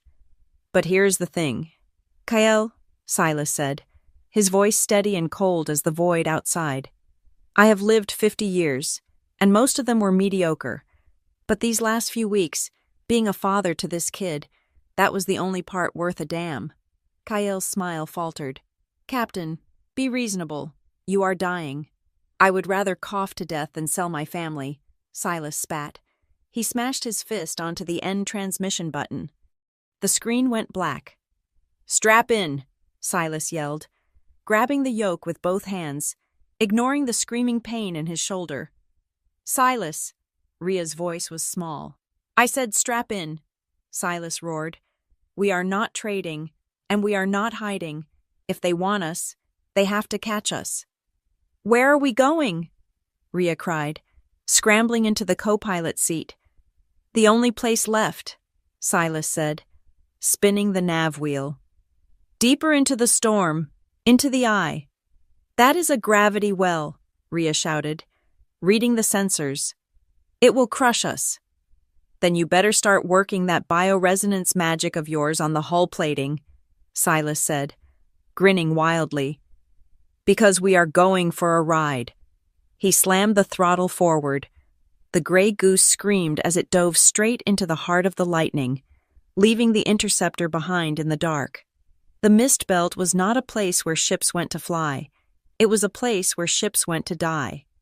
It was a dense, churning graveyard of ice crystals, magnetic anomalies, and rock fragments the size of cities, all shrouded in a thick, sensory-blinding nebula gas. Silas Thorne flew the gray goose through it with the desperation of a man who had nothing left to lose but the person sitting next to him. Hard to port, Ria shouted, her hands clamped over her large, twitching ears. Something big is displacing the gas range 2 kilometers. Silas gritted his teeth, yanking the manual yoke to the left. His injured shoulder screamed in protest, a white-hot lance of pain that shot down his arm, but he refused to let go. The ship groaned, the stabilizers fighting against the erratic gravity waves. A massive jagged asteroid, invisible on the standard sensors, tore out of the fog, missing their hull by less than 50 meters. That was too close, Silas growled, sweat dripping into his eyes. This isn't flying, this is falling with style. They are still behind us, Ria said, her voice tight. I can hear their engines, a high whine, like a mosquito inside a glass jar. They are struggling with the interference, but they are faster. Inspector Kyle was persistent. The White Interceptor, the Purity, was a military-grade predator designed for open space, but its pilot was pushing it into the mud. Shields are down to 12%, the ship's AI announced, its voice glitching slightly due to the magnetic storm. Engine output fluctuating. We have a fuel leak in the primary injector. Bypass the injector, Silas barked. Dump the reserve coolant into the core. Run it hot. That will melt the drive shaft, the AI warned. If they catch us, the drive shaft won't matter, Silas retorted. He checked the rear monitor. Through the swirling purple and gray mist, he saw the lance of blue ion fire cutting through the dark. Kyle was firing blindly, spraying the area with suppression blasts. Hold on, Silas said. I am going to thread the needle. He pointed the nose of the gray goose toward a narrow gap between 2 colliding ice fields. It was a suicidal maneuver. The gap was closing as the ice masses ground together. Silas, no, Ria yelled, reading his intent. We won't fit. Breath in, Silas shouted. He slammed the throttle. The old freighter surged forward, metal screaming as it scraped against the ice walls. Sparks showered the cockpit viewports. The screech of tearing metal was deafening. The ship shuddered violently, throwing them against their restraints. Then, silence. They popped out on the other side of the ice field, into a small pocket of clear space within the nebula, but the relief lasted exactly 3 seconds. A warning klaxon blared a sound Silas had not heard in years. It was the catastrophic failure alarm. Main drive offline, the AI reported, its voice slowing down. Port thruster severed. We are drifting. The scrape against the ice had been too much. The old bird had finally clipped her wing. The hum of the engines died, replaced by the terrifying silence of momentum. The gray goose began to spin slowly, drifting listlessly in the void. No, no, no, Silas hissed, frantically flipping switches. Restart. Come on, you pile of junk. Don't quit on me now. The console remained dark. Silas, Ria whispered. He looked up. Through the mist behind them, the sleek white shape of the Purity emerged. It had gone around the ice field. It loomed over them, massive and pristine, its weapon ports glowing with lethal charge. "They have a lock," Rhea said. She unbuckled her harness and stood up. She wasn't shaking anymore. She looked strangely calm. The comms crackled. Kael's face appeared on the backup monitor. Distorted by static but clearly triumphant. "End of the line, Captain," Kael said. He didn't look angry. He looked bored. "You flew well for a relic, but mathematics always wins. Prepare for boarding. If you resist, I will vent your atmosphere." Silas stared at the screen. He looked at his dead console. He looked at his crippled arm. "Okay," Silas said to the screen. "You win. Don't shoot. We are unlocking the airlock." He cut the feed. "Silas?" Rhea asked, her ears flattening. Silas unbuckled his harness with his good hand. He moved with sudden, frantic energy. He grabbed Rhea by the arm and dragged her toward the rear of the cockpit. "The escape pod," Silas said. "It is small. It has a stealth coating. If I launch it while they are docking, the magnetic interference might hide it. They will be focused on me." "No," Rhea said, digging her heels in. "Get in the pod." "Rhea," Silas shouted, shoving her toward the small hatch. "I will trigger the core to overload manually. I will take Kael and his fancy ship with me. You drift to the nearest planet. You live. That is the order." "I am not going," Rhea yelled back. She was strong for her size. She grabbed the doorframe of the cockpit and held on. "Don't be stupid," Silas roared, desperation cracking his voice. "I am dying anyway. The radiation. Remember, this is a good death. It means something. Now get in the pod." "It is not about the radiation," Rhea screamed. She let go of the doorframe and shoved Silas back. He stumbled, catching himself on the pilot's chair. "Then what is it?" Silas yelled. "Why are you so stubborn? Why do you care about a grumpy old man who kidnaps you?" "Because you are my father," Rhea screamed. The words echoed in the small cockpit, bouncing off the metal walls, louder than the storm outside. Silas froze. The anger drained out of him, replaced by a confusion so profound it made him dizzy. "What? No, Rhea. Listen to me. I had a daughter. She died 12 years ago. My wife, Sarah, died in childbirth. The baby died with her. The doctors said—" "The doctors lied," Rhea said. Her voice was trembling, tears streaming down her face. "The Bureau took the samples. They took the embryo. Sarah didn't just die. Silas, they let her die so they could harvest the genetic material. They needed a template for Project Chimera, a template from a mother who had high resilience to radiation, and a father who had military-grade reflexes." Silas stared at her. He looked at her mismatched amber eyes. He had always thought they looked familiar. He looked at the stubborn set of her jaw. It was his jaw. He looked at the way she stood, defiant even when she was terrified. It was Sarah. The room seemed to spin. "They stole her," Rhea sobbed. "They grew me in a tank. They spliced me with Vulpan DNA to make me a sensor, to make me a vessel. But I am her. Silas, I am the baby you lost. I am the one you named Rain before I was even born."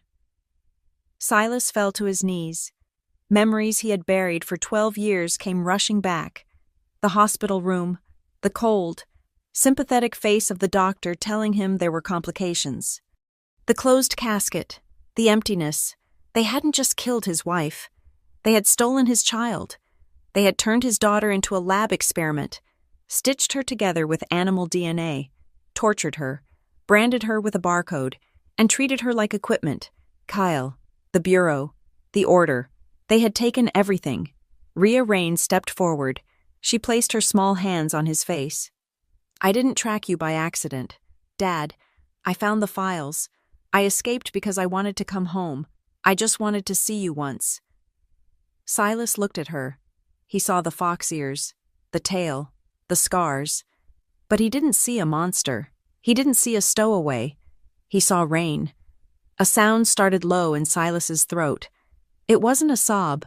It was a growl. It built and built until it was a roar of pure primal fury. It was the sound of a parent who realizes the monster under the bed is real, and he is going to tear it apart with his bare hands. He stood up. The pain in his shoulder didn't matter. The radiation in his lungs didn't matter. The odds didn't matter.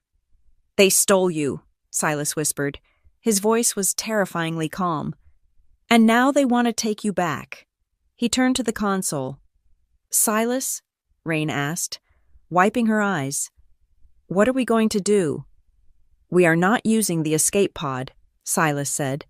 He reached under the dashboard and ripped off a panel, exposing the raw mechanical linkages of the ship. "And we are not surrendering." He looked at the approaching white ship on the monitor. It was docking. The clamps were engaging. "Kyle thinks he is dealing with a pilot," Silas said. "He forgot he is dealing with a father." He grabbed a heavy red lever that was labeled Emergency Core Flush. "Do not touch." Rain, Silas said. "Do you trust me?" "Yes," she said without hesitation. "Get behind the pilot's chair. Brace yourself against the bulkhead. Cover your ears. This is going to get loud." Rain scrambled behind the heavy chair. "What are you doing?" "The Grey Goose uses an old fission core," Silas said, gripping the lever with his good hand. "Modern ships like the Purity use ionization drives. They are shielded against lasers, against missiles, against radiation." He watched the docking tube connect. He could hear the thud of magnetic boots on his hull. But nobody shields against a localized electromagnetic pulse anymore. Silas grinned. It was a wolf's grin. "Because nobody is crazy enough to set one off while they are inside it. It will fry our systems too," Rain yelled. "Our systems are already fried," Silas said. "But the Purity, that ship is 90% computer. If I blow the magnetic containment on our core, I turn this ship into the biggest EMP grenade in the sector." The airlock light turned green. Kyle was boarding. "Knock, knock," Silas whispered. He yanked the lever down. It wasn't an explosion of fire. It was an explosion of sound and light. A wave of invisible energy erupted from the belly of the Grey Goose. It passed through the hull, through the docking tube, and slammed into the Purity. The lights in the cockpit died instantly. The hum of the life support died. The gravity plating failed, leaving them floating in the dim emergency chemical lights. But outside, the effect was catastrophic for Kale. The massive white interceptor went dark. Its engines cut out. Its navigation computers fried. Its gravity stabilizers failed. The magnetic clamps holding it to Silas's ship disengaged, and the massive vessel drifted away, dead in the water. The boarding party in the tube would be trapped in the dark, their powered armor locked up, immobile statues in a floating coffin. "Got him," Silas breathed in the dark. "We are falling," Rain said. Her voice floated from the ceiling where she was drifting. "The gravity of the planet. Without engines, we are being pulled in." Silas looked out the viewport. Below them, through the mist, a planet loomed. It was a swirl of green and brown. A breathable world, but they were coming in fast. Too fast. "The electronics are dead," Silas said, pushing himself off the console to float toward the manual flight controls. "I can't fire the thrusters." "So we crash?" Rain asked. "Not the whole ship," Silas said. "Just the head." He grabbed the large mechanical release wheel in the center of the floor, a relic from a time when ships were built to be modular. "This cockpit is designed to detach. It has a parachute and mechanical retro-rockets. No computers needed. Just physics and prayer." He grabbed Rain from the ceiling and pulled her into the pilot's seat. He strapped her in so tight she gasped. "What about you?" she cried. Silas strapped himself into the co-pilot seat.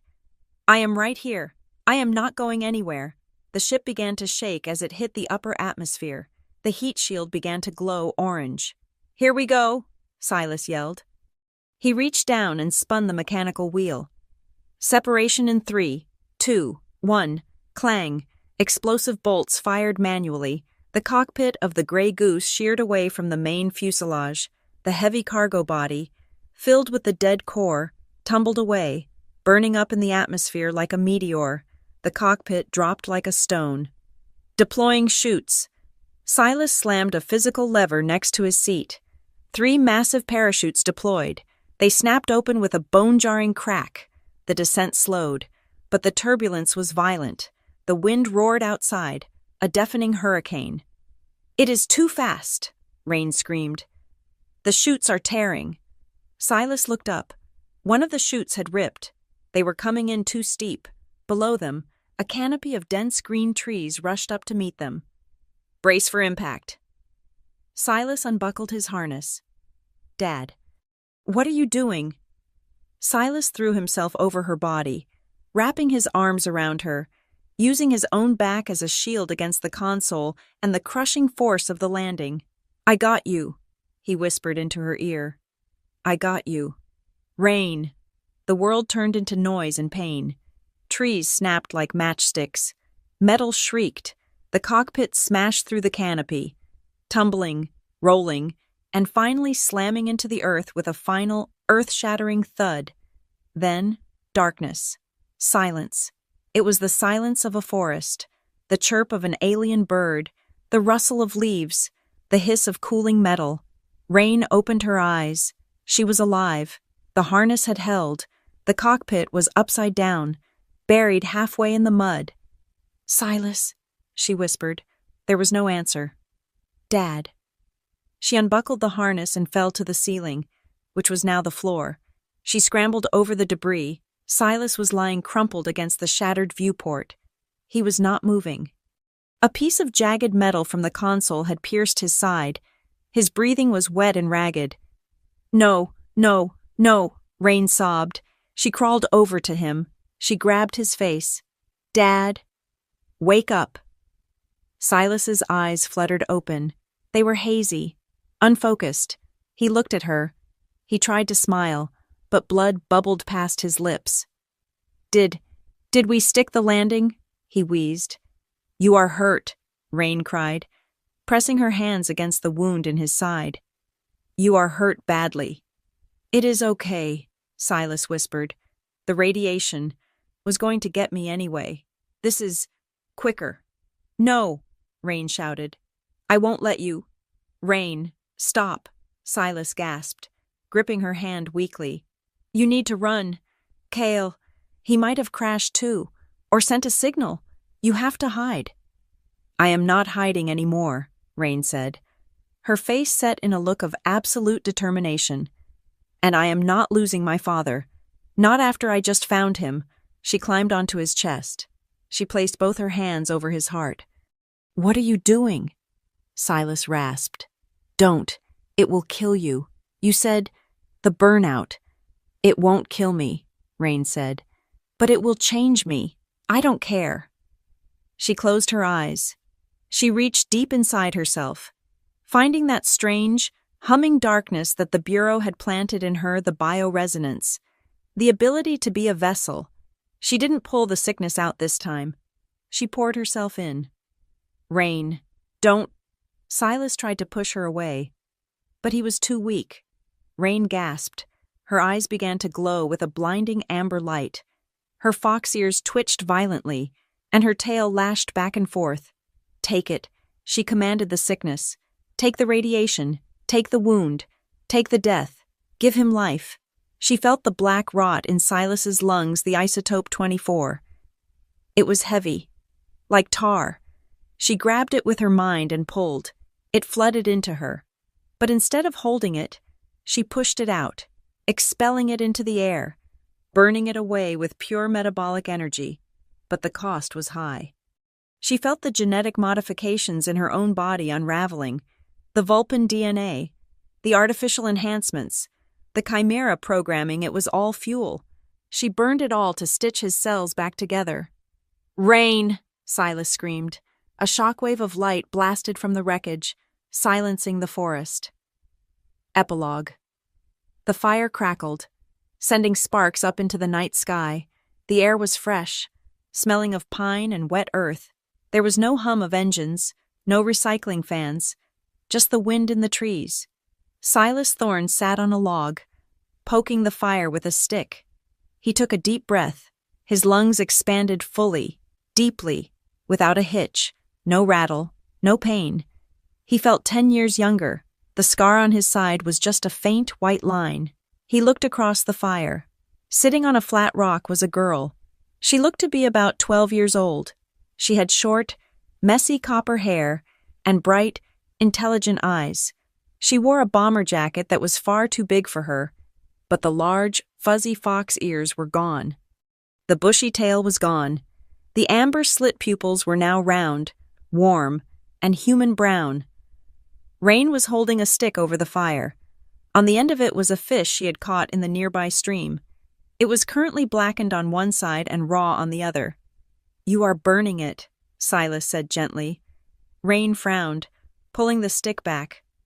"I like it crispy." "That is not crispy. That is charcoal," Silas said. He leaned forward.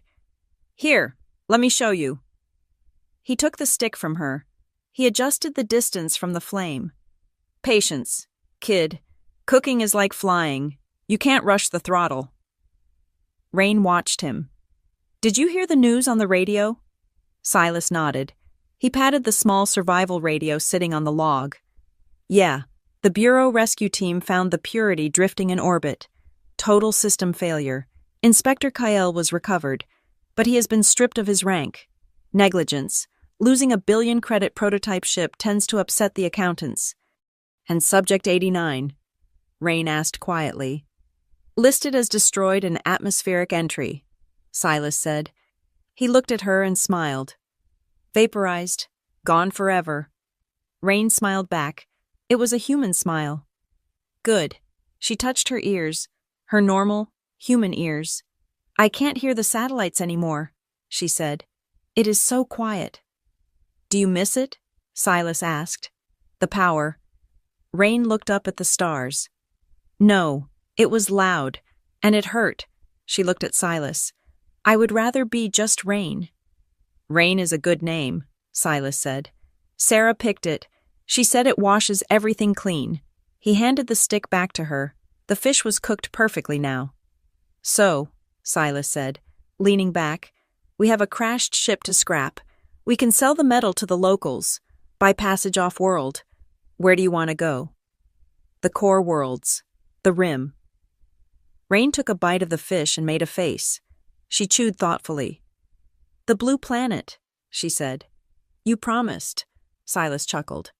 "Right, Earth. I hear it has recovered nicely.